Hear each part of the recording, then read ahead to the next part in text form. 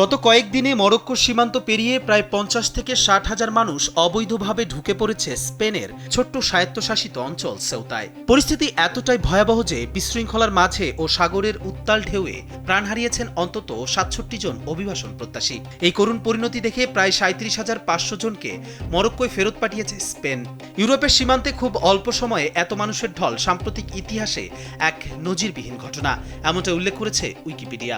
সেউতা শহরটি স্পেনের হলেও এর অবস্থান উত্তর আফ্রিকায়, মরক্কোর ঠিক পাশেই। উন্নত অর্থনৈতিক সুবিধা আর নিরাপত্তার খোঁজে আফ্রিকার বিভিন্ন দেশের মানুষ এই পথটিকে ইউরোপে ঢোকার স্বর্গদরজা মনে করেন।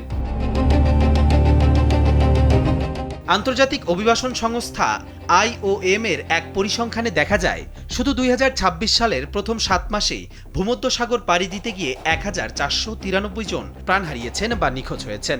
২০১৪ সালের পর থেকে এই সংখ্যাটা ৩৫,০০০ ছাড়িয়েছে। বর্তমানে সেউতায় পৌঁছানো মানুষের সংখ্যা সেখানকার মূল জনসংখ্যার প্রায় ২/৩ দাঁড়িয়েছে, যা এক চরম সংকটের জন্ম দিয়েছে।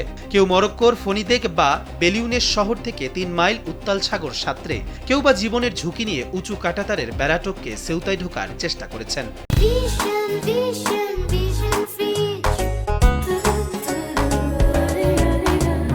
এত মানুষ জীবনের ঝুঁকি নিয়ে মরক্কো থেকে বের হওয়ার কারণ হিসেবে স্পেনের প্রধানমন্ত্রী পেদ্রো সানচেস জানান, এর পেছনে রয়েছে মানব পাচারকারীদের ভয়ঙ্কর এক ফাঁদ।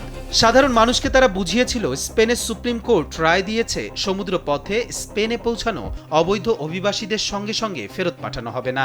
এই একটা মিথ্যে খবরে বিভ্রান্ত হয়ে হাজারো মানুষ জীবনের ঝুঁকি নিয়ে ছুটে আসে। অথচ বাস্তবতা হলো, স্পেন সরকার অতিরিক্ত পুলিশ ও সশস্ত্র বাহিনী মোতায়েন করে প্রতি ঘন্টায় শত শত মানুষকে খালি হাতে মরক্কোয় ফেরত পাঠাচ্ছে।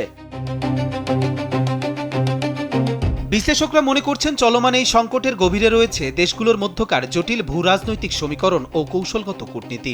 গত ২০ জুলাই স্পেনের প্রধানমন্ত্রী পেদ্রো সানচেস আলজেরিয়া সফর করেন, যা গত ৪ বছরের মধ্যে দেশটিতে স্পেনের শীর্ষ পর্যায়ের প্রথম কোনো সফর। পশ্চিম সাহারার নিয়ন্ত্রণ নিয়ে আলজেরিয়া ও মরক্কোর মধ্যে দীর্ঘদিনের মতপার্থক্য রয়েছে। কূটনৈতিক মহলের ধারণা, স্পেনের সাম্প্রতিক এই পদক্ষেপে মরক্কোর সম্ভাব্য অসন্তোষের প্রতিফলন হিসেবে সীমান্তে নিরাপত্তার কড়াকড়ি শিথিল হয়ে থাকতে পারে। এর আগে ২০২১ সালেও দ্বিপক্ষীয় সম্পর্কে টানাপোড়েনের সময় ঠিক একইভাবে সেউতা সীমান্তে অভিবাসীদের অস্বাভাবিক ভিড় লক্ষ্য করা গিয়েছিল। ভূরাজনৈতিক এই পালাবদল ও কৌশলগত কূটনীতির মারপ্যাচে সবচেয়ে বেশি ক্ষতিগ্রস্ত হচ্ছেন আশ্রয়ের সন্ধানে থাকা অসহায় মানুষগুলো।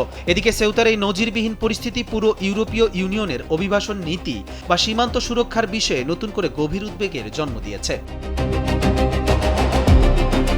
ইতালির ডানপন্থী সরকার সরাসরি দাবি করেছে, স্পেনকে ইউরোপের অবাধ চলাচলের নিয়ম শেনজেন জোন, অর্থাৎ যে দেশগুলোর মধ্যে যাতায়াতের জন্য সীমান্তে কোনো পাসপোর্ট বা ভিসার প্রয়োজন হয় না, তা থেকে সাময়িকভাবে বহিষ্কার করা হোক। অন্যদিকে ভয় পেয়ে ফ্রান্স তাদের স্পেন সীমান্তে নিরাপত্তা বহুগুণ বাড়িয়েছে। স্পেনের প্রধানমন্ত্রী এই ঘটনাকে স্পেনের ভৌগোলিক অখণ্ডতার লঙ্ঘন বলে ক্ষোভ প্রকাশ করেছেন। স্পেনের ভেতরেও ডানপন্থী রাজনীতিকরা সরকারের অভিবাসন নীতির কঠোর সমালোচনা করছেন। রাজনীতি আর কূটনীতির খেলায় বারবার বলি হচ্ছে সাধারণ মানুষ। উন্নত জীবনের স্বপ্ন দেখিয়ে তাদের ঠেলে দেওয়া হচ্ছে মৃত্যুর মুখে। যারা বেঁচে ফিরছেন তাদের চোখ মুখে শুধুই শূন্যতা আর হাহাকার। কবির চৌধুরী জয়, কালবেলা।